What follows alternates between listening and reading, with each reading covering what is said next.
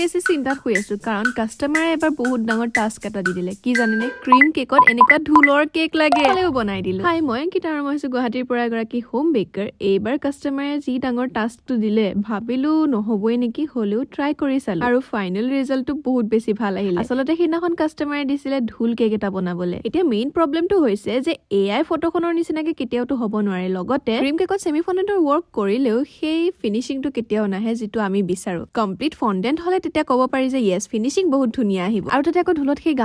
গামোচাত বসা ফুলবোৰ সেইবোৰ দিবলেতো আৰু টান মানে প্ৰবলেম বহুত আৰু এটা মেইন ভয় থাকে ফন্ডেন্টৰ টপাৰ্স বিলাক লগাও যে সেইবোৰ যদি স্ৱেটিং হৈ পেলাই স্লিপাৰী হৈ যায় তেন্তেটো শেষে কিন্তু তাৰো সলিউশন দি দিও মই আৰু বহুত সময় কষ্ট কৰি কেকৰ ফাইনেল লুকটো কিছু এনেকুৱা আছিলে আৰু অকমান উখ হোৱা হয় চাগে কমপ্লিট ধুলৰ লুকটো আহিয়ে গল হয় এনেকুৱা সেমি ফন্ডেন্টৰ কামবোৰ শিকিব বিচাৰে যদি মোৰ তাত ক্লাसेছ হৈয়ে থাকে আপোনালোকে জয়েন হ'ব পাৰে WhatsApp নম্বৰত মেছেজ কৰিব নম্বৰটো বায়ত দিয়াই আছে অহা 24-25-26 তাৰিখেও এটা ক্লাছ হ'ব আপোনালোকে যদি বিচাৰে তাতো জয়েন হ'ব পাৰে আৰু এয়া হৈছে আমাৰ কাস্টমাৰৰ ৰিভিউ তেওঁলোকেও বহুত বেছি ভাল পালে কেকটো বাৰু আজিলে বাই লাভ ইউ অল